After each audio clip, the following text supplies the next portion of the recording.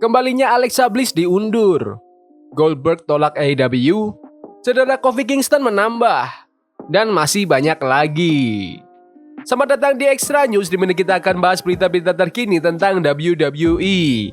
Sebelum kita lanjut, tahu pengen kalian like dan share video ini ke teman-teman kalian yang suka WWE. Dan jangan lupa subscribe, soalnya channel ini upload video setiap hari. Kembalinya Alexa Bliss diundur. Alexa Bliss mengumumkan pada bulan Mei tahun 2023 bahwa ia tengah mengandung anak pertamanya. Ia telah absen dari program WWE sejak kekalahannya dari Bianca Belair untuk kejuaraan wanita Raw di Royal Rumble tahun 2023 pada bulan Januari. Meskipun ada spekulasi, WWE dilaporkan tidak memiliki rencana segera untuk mengintegrasikan Alexa kembali ke dalam alur cerita. Ketika ditanya tentang status Alexa Bliss, sumber dari Roland Extra menyatakan bahwa ia belum mendengar rencana apapun untuk kembalinya Alexa Bliss. Sebelum hiatus, Alexa muncul secara rutin di program WWE dan tampaknya akan menjadi bagian dari alur cerita yang melibatkan Bray Wyatt dan Uncle Howdy. Jelas, dengan meninggalnya Bray Wyatt dan Wyatt Six sekarang kembali ke Raw dengan gimmick baru, Alexa Bliss tidak dijamin akan menjadi bagian dari alur cerita itu. Bahkan, kemungkinan besar ia tidak akan disertakan. Setidaknya tidak pada awalnya. Sementara Alexa saat ini fokus untuk membesarkan putrinya yang lahir pada bulan November tahun kemarin. Ia telah menyatakan niatnya untuk kembali ke WWE. Meskipun detail tentang kembalinya masih belum jelas. Alexa telah berlatih lagi dan mengunggah beberapa foto dirinya sedang berlatih di atas ring. Keterlibatannya dengan Wyatt Six pada akhirnya dapat menjadi arah yang menjanjikan untuk Alexa kembali. Menurut kalian, apakah Alexa harus kembali menjadi bagian The Wyatts atau kembali menjadi The Goddess? Komen di bawah. Goldberg tolak AEW. Goldberg baru-baru ini tampil di media YouTube, di mana ia membahas berbagai topik, termasuk percakapannya dengan AEW. Presiden AEW, Tony Khan, sebelumnya telah menyebutkan ketertarikannya pada Goldberg setelah keluar dari WWE. Dan ada saat ketika banyak orang percaya bahwa mengontrak mantan bintang WCW dan WWE itu akan membuat perubahan dalam pertarungan antara AEW dan WWE.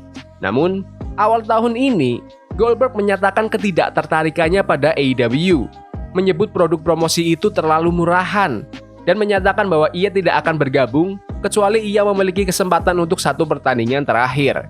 Dalam wawancara terbarunya, Goldberg menyebutkan sebuah ide untuk berpartisipasi dalam tur pensiun Sting di AEW, menyoroti bahwa ia telah menghubungi Sting untuk mengeksplorasi potensi kolaborasi. Goldberg mengklarifikasi bahwa ia tidak pernah mendekati penyelesaian kesepakatan dengan AEW dan menekankan bahwa ketertarikannya untuk berpartisipasi dalam perpisahan Sting didorong oleh rasa hormat kepada Sting daripada keinginan untuk mengalahkannya. Goldberg mengakui bahwa keterbatasannya menonton AEW membuatnya sulit menilai promosi tersebut secara akurat dengan menyatakan, "Sulit bagi saya untuk benar-benar menilai produksi mereka karena saya tidak menontonnya." Menurut kalian, apakah seorang Goldberg pantas masuk di dunia AEW? Komen di bawah. Cedera Kofi Kingston menambah. Kofi Kingston awalnya mengalami cedera bahu pada episode Raw tanggal 1 Juli setelah diserang Karrion Kross. Dan WWE mengumumkan situasi tersebut di minggu berikutnya. WWE memanfaatkan cedera tersebut untuk menambah intensitas alur cerita antara Kross dan The New Day.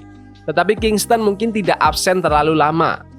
Meskipun mantan juara WWE tersebut belum pernah bertanding di televisi sejak saat itu, ia kembali ke atas ring di akhir pekan lalu selama tur Jepang. Sayangnya, Kofi kembali mengalami cedera bahu di beberapa titik dalam acara langsung tersebut. Michael Cole mengonfirmasi berita itu di episode Raw minggu ini, dengan Kross kembali menggunakan berita itu untuk mengintensifkan alur ceritanya. Pemimpin Final Testament, Karrion Kross telah mendorong gagasan bahwa Kofi telah menahan karir Xavier Woods yang coba dimanfaatkan oleh mantan juara NXT itu. Kross bahkan mengejek Kofi yang kehilangan kejuaraan WWE-nya dari Brock Lesnar dalam waktu 6 detik, yang menyebabkan Xavier Woods emosi. Saat ini belum diketahui kapan Kofi Kingston akan kembali ke atas ring atau seberapa serius cedera barunya ini. Menurut kalian, apakah sudah saatnya The New Day itu dibubarkan atau jangan? Komen di bawah. Pat McAfee keluar lagi dari WWE. Pat McAfee akan kembali ke College Game Day tahun ini, tetapi jadwal WWE-nya tidak akan berubah. Menurut laporan terbaru, bertentangan dengan laporan yang menunjukkan bahwa McAfee mungkin akan meninggalkan Raw karena terdapat konflik dengan jadwalnya di Game Day ini bukanlah situasi yang sama seperti sebelumnya. Laporan terbaru mengonfirmasi bahwa jadwal McAfee untuk Raw tidak akan berubah. Dia akan terus memenuhi tugas komentatornya untuk Monday Night Raw sambil menyeimbangkan tanggung jawabnya di ESPN College Game Day. Komitmen McAfee untuk College Game Day akan memerlukan persiapan pada hari Jumat dan aktivitasnya pada hari Sabtu, yang memungkinkannya untuk berpartisipasi dalam Raw pada hari Senin tanpa masalah. Peran ganda McAfee menyoroti keserbabisaan dan dedikasinya pada kedua pekerjaan. WWE tidak akan menempatkannya di Raw jika mereka tahu tugasnya di college football akan membuatnya meninggalkan acara itu. Menurut kalian, apakah Pat McAfee itu salah satu komentator terbaik di WWE sekarang? Komen di bawah. The Wyatt Six membuka topeng mereka.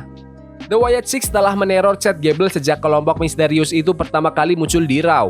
Dan itu berlanjut pada episode Raw minggu ini saat Gable dan The Creech berusaha memukuli Otis dan Akira Tozawa. Maxine Dupri berusaha membela tapi The Wyatts memasuki arena. Berdiri di apron, ketiga anggota Wyatt Six melepas topeng mereka, memperlihatkan wajah mereka di TV langsung untuk yang pertama kalinya. Joe Gacy, Eric Rowan, dan Dexter Lumis dari kiri ke kanan. Tentu, banyak penggemar yang sudah tahu siapa mereka, tetapi tetap saja ini adalah pengungkapan yang keren. Gable dan The Creech diserang dari belakang. Nikki Cross menunggu dan melompat dari turnbuckle, menghantam Chad Gable, membuka pintu bagi rekan-rekannya untuk bergabung menghajar The Creech di atas ring, dan dengan tidak adanya Gable, Rowan, Lumis, dan Gacy dengan cepat mengalahkan The Creech. Semua berakhir sebelum Uncle Howdy muncul untuk berusaha menghentikan Chad Gable yang melarikan diri. Yang juga perlu diperhatikan adalah bagaimana Michael Cole menyebut nama Nikki Cross. Komentator menyebut wanita misterius dari The Wyatt Six itu sebagai Sister Abigail, yang lagi-lagi diasumsikan banyak orang, tetapi sejauh yang kita tahu ini adalah pertama kalinya hal itu dikonfirmasi secara resmi. Bray Wyatt menyebut Sister Abigail selama bertahun-tahun, tetapi tidak ada superstar yang pernah dikonfirmasi secara resmi sebagai dirinya. Yang paling mendekati adalah Alexa Bliss yang merupakan sahabat karib Bray Wyatt sebelum Bray meninggal. The Wyatt Six dan Gable dengan Creech akan bertanding di Raw minggu depan setelah SummerSlam. The Wyatts belum pernah bergulat sejak kehadiran mereka di Raw, dan sepertinya debut mereka seharusnya itu di panggung besar, di acara premium, bukan di Raw. Menurut kalian, apakah seharusnya pertandingan debut Wyatt Six itu di acara premium dan bukan di Raw? Komen pendapat kalian di kolom komentar. Rencana CM Punk setelah Drew McIntyre. Mengatakan bahwa Punk akan selesai dengan Drew McIntyre setelah pertandingan mereka di SummerSlam, CM Punk memberikan petunjuk tentang apa yang akan terjadi selanjutnya baginya di WWE. Punk berbicara tentang pertandingan tunggal pertamanya setelah kembali ke WWE, dan kemudian membahas kemana Punk akan menuju setelah berhadapan dengan Drew McIntyre di acara premium terbesar kedua itu. Keduanya telah lama mempersiapkan diri untuk SummerSlam, dan rencananya adalah untuk menyelesaikan persaingan ini dengan Seth Rollins yang menjadi wasit spesial di pertandingan. Punk berbicara tentang betapa bersemangatnya ia untuk pertandingan tersebut. Ketika ditanya menurut Anda apa yang akan dilakukan selanjutnya setelah itu, Punk menjawab, "Saya tidak tahu, ada banyak sekali talenta di WWE sekarang." Punk menambahkan, "Ada orang-orang yang punya cerita dengan saya yang bisa kita temui lagi. Ada orang-orang yang belum pernah berbagi ring dengan saya. Saya bersemangat untuk melakukan semua hal itu." Fakta bahwa Punk tidak tahu pasti siapa yang akan menjadi lawan berikutnya, tetapi tetap membuka kemungkinan bahwa ia dapat kembali mengungkit persaingan lama adalah hal yang menarik. Tampaknya ada petunjuk di sini bahwa Seth Rollins dapat memainkan peran penting dalam hasil pertandingan di SummerSlam, dan itu dapat menyebabkan perseteruan Punk berikutnya. Punk ditanya apakah ia merasa gugup dengan Rollins sebagai wasit. Ia menjawab bahwa ia tidak khawatir tentang Seth, dan semoga Seth akan bersikap adil dalam cara ia memimpin pertandingan. Akan menarik untuk melihat apa yang dianggap WWE sebagai tindakan terbaik di masa mendatang.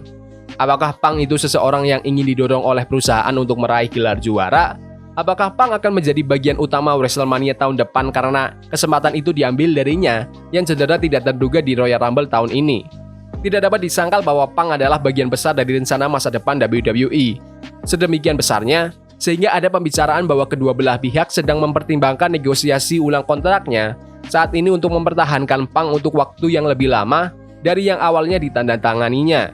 Mereka tidak akan melakukan itu kecuali mereka memiliki rencana perseteruan besar yang tersimpan. Menurut kalian, siapa lawan yang cocok untuk CM Punk setelah selesai dengan Drew McIntyre? Komen di bawah. Yaudah gitu aja video berita hari ini. Jangan lupa like dan subscribe ke channel ini karena aku pengen 4.500 subscriber di bulan ini. Tolong bantu. Yes boy, see you. Incognito, forbidden fire on Nico. Bunny for love we can hold. I wish we running